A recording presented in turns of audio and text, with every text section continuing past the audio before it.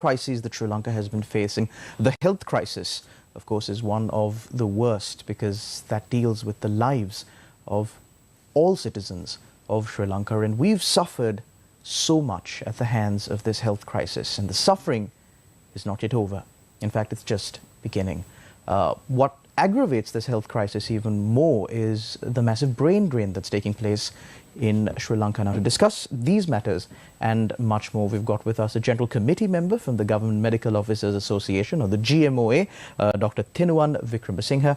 A very good evening, Doctor, and welcome to the show. Good evening. Doctor, first things first, there's a massive brain drain happening in the country. The health sector is in crisis. This is not the first time that we've discussed this topic on this show, specifically addressing the shortage of doctors because, like the saying goes, you know, to solve any issue, you must first identify it. And when it comes to health issues, the identification is done by the doctors, of course. And if we don't have enough doctors to cater to the general population of the country, that puts us in a real fix. So, in a bid to address the brain drain and then the shortage of doctors in the country, the government has gone back to this controversial decision, given the history of this decision and what it has, resulted the country or brought about to the country, the opening of private medical campuses, universities. Now, initially, a little bit of history onto this, Doctor, before we get into the subject. Initially, under the government of Mahinda Rajapaksa, I believe, Saitam, one private medical institution, was given the go-ahead. They did open up, they enrolled students. However, under the government of good governance, there were massive protests, especially by the student community, and I believe GMOA was also a part of these protests against these private medical universities.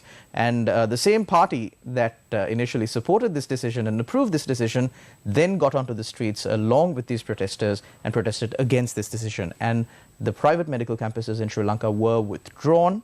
Now we do not have any more of them. Now they have approved another proposal, of course, in Parliament to establish private medical campuses.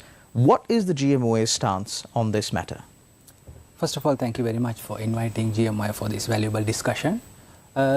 Talking about these private medical universities, if you take the history and if you think about what has happened, as you mentioned earlier, the establishment of private medical university in Sri Lanka cannot be done in days.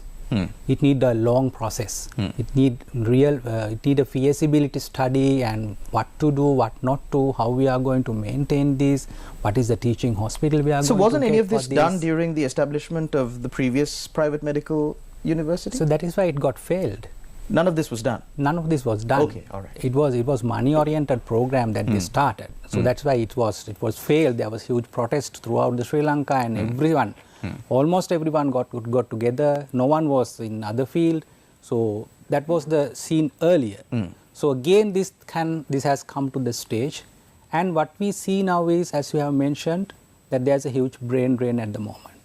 And we are losing doctors to the other countries. Especially, we are losing consultants as well as the medical officers. So if you think about the medical education of our country, it depends upon the teaching hospitals, the trainers, and the medical colleges. So if we are losing the trainers to the other countries, at the moment we are lack of trainers in our country for our state medical universities. So at such situation, if we are thinking about starting a private medical university, do you think that our government state medical education system, will it sustain? The lot of people who are working there will be prone to go and work in the private medical education sector. So we are already in a shortage. So if this continues to happen, these people will go and start working there, and our entire state health sector, the state medical education system, will collapse ultimately. But then, Doctor, wouldn't it be better for these state, these teachers, of course, these trainers, as you mentioned, for them to maybe join a private medical campus in Sri Lanka instead of traveling overseas? Wouldn't that be better? So then what about the medical students who are entering into the state medical universities? They are the one who has gained the maximum out of their education. The taxpayers' money has been utilized best by those people. They have qualified to get into a state medical university, and they have the scope of becoming a skilled doctor in 5 years, 6 years time. So if they don't have the standard medical education from the skilled professionals, from the experienced teachers, so what will happen in 5-6 years time is the doctors that are producing from our state medical universities, the people who cannot afford for a private medical education will be deprived of their education. But then, doctor, all of these matters are very connected, and it's almost sometimes like a hole in the bucket. We come back to the same issue. The doctors who are graduating from state universities, which is the only accepted practice now because there are no private medical universities in Sri Lanka, the doctors who the Sri Lankan general public has invested so much of money in are the same doctors who are leaving Sri Lanka at this very critical juncture. So I didn't get your point actually. So these same doctors that you say are needed in this country, that we need to strengthen the state education system. So these same doctors, no matter how strong the state education system is, they are the same doctors who are leaving this country right now. Let me clarify this problem, that despite having a 30 years long war in Sri Lanka, we could retain the doctors in our country, not within the country even, we could retain them within the government sector without any problem. So we were providing the same care available in Colombo in the periphery settings also. So that is because the doctors were staying in this country. And what happened was, with the economic crisis and the COVID pandemic, we had a lot of problems having in this health sector. One problem is there was a huge taxation on doctors. Starting from 6% up to 36%, doctors were taxed. On top of that, the cost of living went up hugely. If you think about only the transport, petrol went about, when it is double now. It was 170, now 361. So the total cost of living went up. And the working environment for the doctors is not conducive as earlier. If you think about the drug shortage, quality failure, and whatever it comes to the working situation in the country, so doctors are not in a favorable position. So all these factors contributes for them to leave the country. So that is they are the main reasons why people are leaving the country, and they are working in UK or European countries or maybe in Middle East. But also, doctor, given the crisis that Sri Lanka is in now, there is of course the issue of practicality. Of course, it's great if doctors can be given more incentives, if doctors can be given more facilities. It's amazing. But however, the situation that we find ourselves in now, by the intentional doing of certain individuals or just by simple mistake, requires a certain level of flexibility. I mean, the GMOA has, of course, advocated for the rights of doctors, for the remuneration of doctors, and so on and so forth. But what really is the practical solution here, doctor? Actually, GMOA is not only complained about this problem. We have given a very comprehensive set of proposals to the government. These are practical proposals. We are not telling that we must given the same salary as UK or Australia. We know that it is not practicable here. But we have make a proposal to pay a market value. There is a market value for everyone here. The performance based and market value salary for a doctor. We have asked the government to agree to it in a policy wise. And at least 50% of this, if we can give in the first step, that is acceptable. And we have asked to give us a reasonable travel allowance. That is very, if you think about a consultant working in Jaffna Teaching Hospital, whose family lies in Colombo, he has to travel at least once a week to Colombo and Jaffna. If you can imagine how is the transport cost for him. Because we have been not given any facility by the government. Our vehicle, driver is the same person, our fuel, maintenance, everything is managed by the same person. So we have given a 8-fold proposal to the government, giving solution for these problems. All of them are not even monetary ones. There are things that the government can do in overnight. If you think about the schooling problem of a doctor, where the consultant is maybe working in Anuradhapura, the family lies in Colombo. Right. So he can't take his family to Anuradhapura or vice versa because there is no proper schooling for his children. And think about a consultant who is coming after foreign training from a European country, maybe from United Kingdom. Once he landed here, if his kid is not getting a proper school, will he stay here? So this government does not have to bear any cost for this one. They just need to take a policy decision. But Doctor, all those issues that you mentioned, of course, the transport cost, the traveling cost, everything is very true, of course. And these are issues that must be solved not only for the medical profession, but for the general public in total. Yeah. But the issue here really is that for the doctors that come out here in Sri Lanka, like you said, they come out through the state mechanism, they work very hard, and at the end of the day, it's the taxpayers' money that really fund them. One might wonder as to if maybe doctors should take a step back and, try and cope with the system that is here now. I'm just speaking from the perspective of a third party. Because everybody in Sri Lanka is suffering. And I do understand that people have their own freedom. If they want to migrate, they can migrate. But at the end of the day, we are facing a serious crisis as a country. We're not only facing a financial crisis, we're facing a governance crisis. We are facing a situation where people in power are still lying to us. They are still trying to suppress us. So wouldn't it be better for maybe doctors or other professions as well to band together and maybe try to change the situation instead of demanding for financial remunerations? Let me clarify you one thing. If we are talking about the taxpayers' money, the professionals are the people who have utilized the taxpayers' money up to maximum level. Because taxpayers' money has been given to everyone, but that has been utilized best by the professionals. Who has it been worst utilized by, Doctor? You have to decide on that. You told that some people are lying still. So on the other hand, you told that whether we can cope up and come back and step back and so if you think about this tax fight, so GMOA initiated and GMOA established a forum, Professional Trade Union Alliance, that comprised about 40 trade unions, and we have been fighting for this tax issue since January. Before this is implemented, actually last year. So what the government told was that we are in a commitment with the IMF and our first review will be on September. And once that review goes on, we may be able to give a concession for you. Okay. We can come with amendments. Okay. So as a responsible trade union and a responsible alliance, we gave that space to the government. So from January up to September, for 9 months, we paid taxes, starting from 6 to 36%. So now the IMF delegation is here. So the government gave us assurance that they will be reviewing and amending our taxes. So it is the government's responsibility now. Because the professional has been staying here for 9 months, paying these taxes. So we have actually coped up. We have actually kept our promises. So it is now government's time to give the assurance to us. Doctor, also you spoke about doctors traveling overseas for better opportunities, so on and so forth.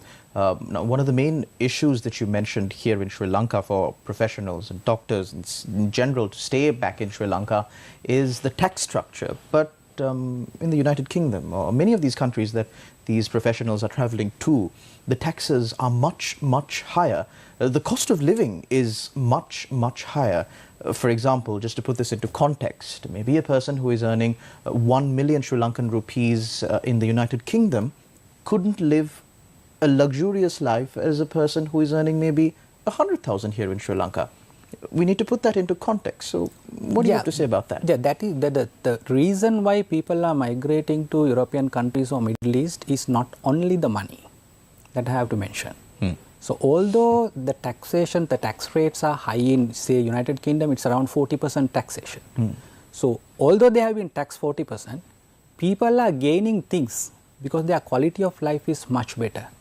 If you go to their transport system, so it is much, much easier and smoother than in Sri Lanka. So even if you if you think about the working environment in United Kingdom, so it is really conducive. And if you think about the career pathway that is available for a profession in UK, that is very favorable for them. And if you think about, if you told about the money that they earn and the amount they pay, So if you compare these things, even though the huge disparity between the amount that they get here and there and the cost of the quality of life that they are having there, trend them to go there and work. That is why we are losing these people to those countries. And even if I will give you a small example, the skilled consultant here are paid 88,000 of basic salary. Okay. When it comes to the total take-home salary, it will be around 250,000. The same consultant, if you go and work in Europe, they will earn 3 million easily. So, do you think that is there any reason for them to stay here rather than when there are a lot of opportunities? Doctor, I'm asking you this question just before we cross over to a short commercial break, just because I don't know the specifics here. In Sri Lanka, government doctors are allowed to run their own private practices. Is it the same in the United Kingdom with the NHS? Yes. So, even though you think about the private practice, the people who are doing private practice are wasting their leisure, wasting their time that could be spent with their family, and wasting they are just doing it because they can't survive without that. Exactly. So I understand. if you think about the general doctors who are working, the general medical officers, there are only 30% who are doing private practice, less than 30%. So even in UK, if you forget about the private practice, say that you are doing private practice in Sri Lanka but not doing private practice in UK, still there is a huge disparity. We'll cross over to a short commercial break. Quite an interesting conversation. We'll be back in a few. Don't go anywhere. You're watching Newsline live.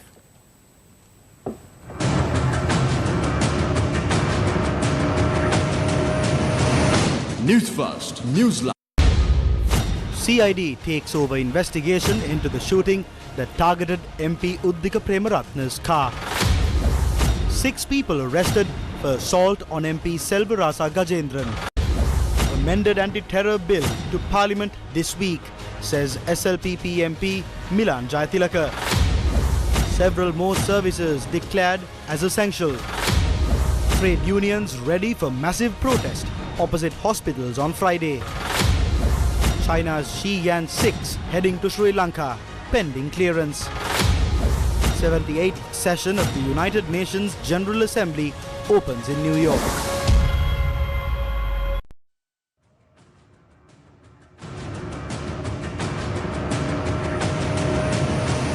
Newsfirst, Newsline. Welcome back. You're with Newsline Live. We're in discussion with Dr. Vikramasinghe, General Committee Member of the Government Medical Officers Association. Dr. Vikramasinghe, we were speaking about the health crisis here in Sri Lanka, and the first half of the program we focused on the brain drain, the reasons for it, and hopefully we'll try to come to a solution, a viable solution at the end of the program. But we're focusing your attention a little bit now on the collapse of the administrative structure of the health sector here in Sri Lanka. Best examples being the people who lost their sight after going to conduct certain surgeries on their eyes. They go to the hospital, of course, to maybe remove a cataract or something. They end up blind. Then there were several instances where people went to hospitals for maybe a small injury, a stomachache, a little bit of a fever, and certain medicine were administered to them, and those medicines were of questionable quality, and now investigations are underway as to if these people lost their lives because of this medicine. We know the collapse in the administrative structure here. The details are just out there. Nobody's doing anything about it, really. It started off really, or one of the biggest incidents that comes to my mind at least, is the NMRA data wipe. Data of suppliers of medicine to Sri Lanka that were on the government cloud at the NMRA were deleted.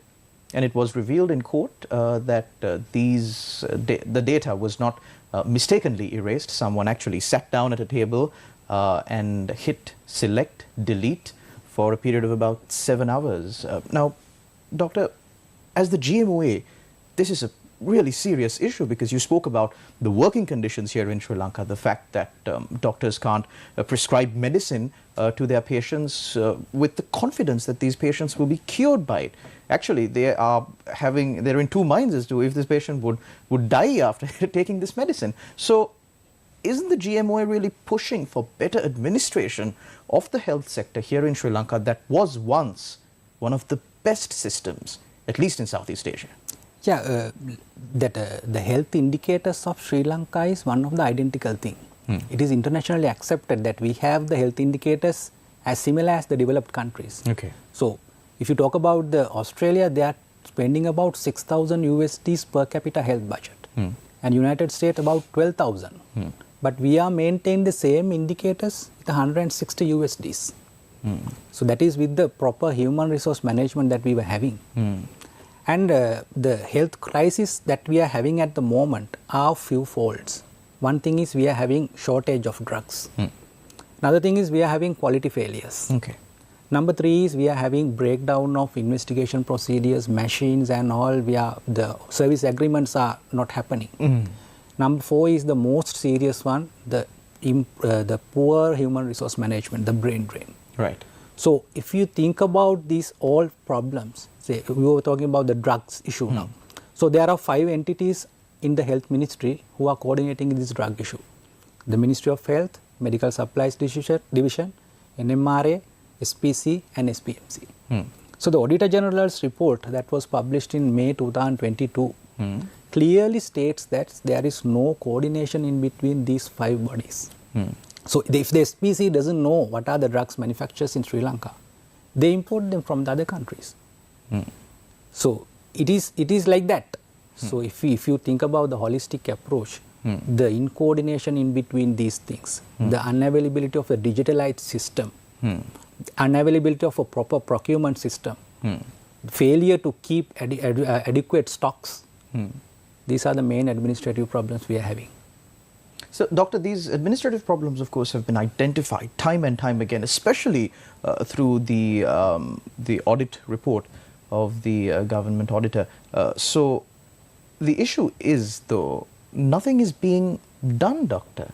I will give you a small example for this, that what GMO has done. GMO has been predicting this crisis even before it happened, for months. And we have been giving proposals, we have been giving media statements, we have been discussing in the different meetings, and we are expressing in different forums. And one thing we told is that there are about 1,400 drugs that is working in 1,100 drugs. There are 14 vital drugs and 646 essential drugs, and there are non-essential drugs about 500. So we recommend the government to scrutinize this and cut down this amount to 800 odd drugs. So we could save maybe 10 billion from the drug budget. But that scrutiny was done. All the colleges were agreed, the proposal was made, but it was not implemented. And again we proposed to the government that if you think about a diabetic patient or patient with a high blood pressure, there are many drugs that they have been prescribed. So there are common drugs, there are rare drugs. So if you can choose 1 or 2 or 3 common drugs out of this list, and if you can give them to a concession price to the customer, the patient will be able to purchase that one. So that one was not implemented. And the worst thing that happened is, if the public is going to lose the trust on the government health system, it will not be recoverable. So just think that during the COVID time, the people who were going back to the private sector was diverted to the government sector. People had good faith on government sector. They got the vaccine, they followed the instructions, they came to the hospital. So with the things that people are losing their vision after eye surgery, now they are losing the trust on the government health system. So it is actually a catastrophe. So, Dr. Vikramasinghe, given the situation in the country right now, we are looking at, maybe coming out of this rut that we're in. What is the GMOA's take on the actions that have been taken by the government to address the health crisis? Thinking about the drug problem, we are thinking that there should be long-term and short-term plans. Thinking about the short-term plans, if you think about the long-term plan first, we don't have a proper quality assurance lab. So we should have a state-of-the-art proper quality assurance lab which has the international accreditation. But it takes years. So as a short-term measure, we have a lot of laboratories in the university system. We have a lot of laboratories in the private sector. But have we ever explored, have we ever think about what we can get what are the facilities that we can get from them? So these are two aspects that we have to think about the quality of the drugs. No, but my question to you, Dr. Vikramasinghe, is the GMOA satisfied with how the government is, or the Ministry of Health, call it what you will, the authorities that be, is handling this situation and is addressing it? Are you satisfied with how this situation is being addressed? Not at all. Not at all. We are not satisfied. That is why we are pressurizing the government daily. If you see the media conference and what is publishing in your media also, daily news and all those, we are giving press releases daily. We are pressurizing them. We are, at the moment we are planning, we have no option other than going into some trade union measures in the future. Because if this trend of losing doctors to the other country continues, what will happen is the peripheral system will shut down eventually. The central may function for a short period of time, but the peripherals will shut down. And the doctors who are remaining here will get exhausted. And there will be a herd defect on them too. The people who doesn't want to migrate, they will also have a herd defect to migrate. And when the trainers are migrating, as I told earlier, the medical education system will collapse. So in 7 years' time, we don't have doctors here. It takes 7 years to produce a good doctor and 15 years to make a consultant. So, Dr. Vikramasinghe, in your analysis of the situation, or at least the heed that the government is paying to these warnings, cautionary statements that are being released by the GMOA, do you think that they just don't care about the situation? Actually, whether it is purposeful or not is something doubtful in everyone's mind, whether they are doing it purposefully or not. So we have been planning a series of action now. Now at the moment, for this week, we are educating our parliamentarians, religious leaders, general public, and everyone we are educating on the crisis. So today also we have sent a letter to all the parliamentarians and party leaders describing this crisis and what are the solutions. Do you think that they might read it?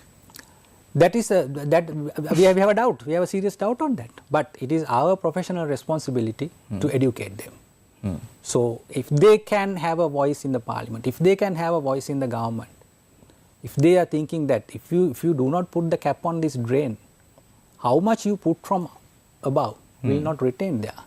There are 5,000 odd doctors who have completed the foreign qualifications now. That is 1/4 of the entire doctors community in Sri Lanka. They have completed the qualification examination procedure, they have got the license in other countries, and they can move in at any time. So if they are retaining in this country because of some commitment. Doctor, one final question on this brain drain issue.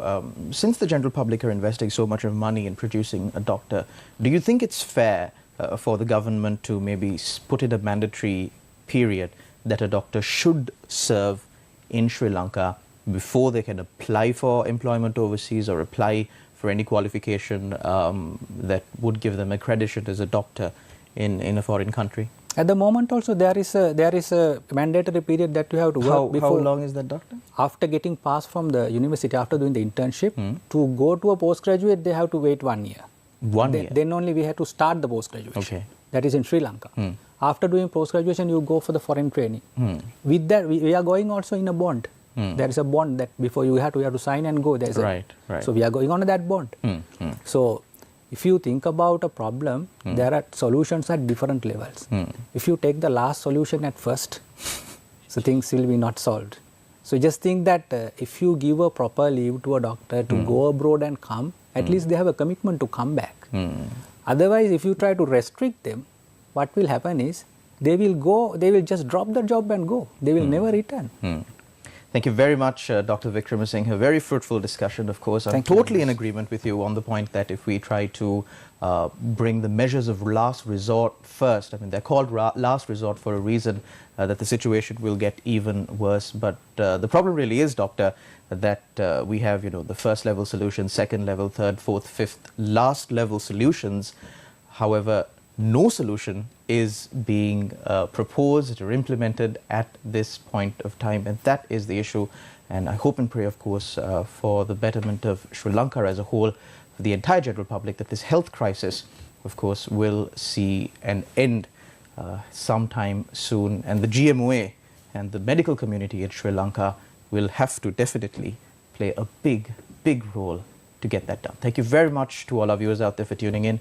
Until we meet again, take care and God bless.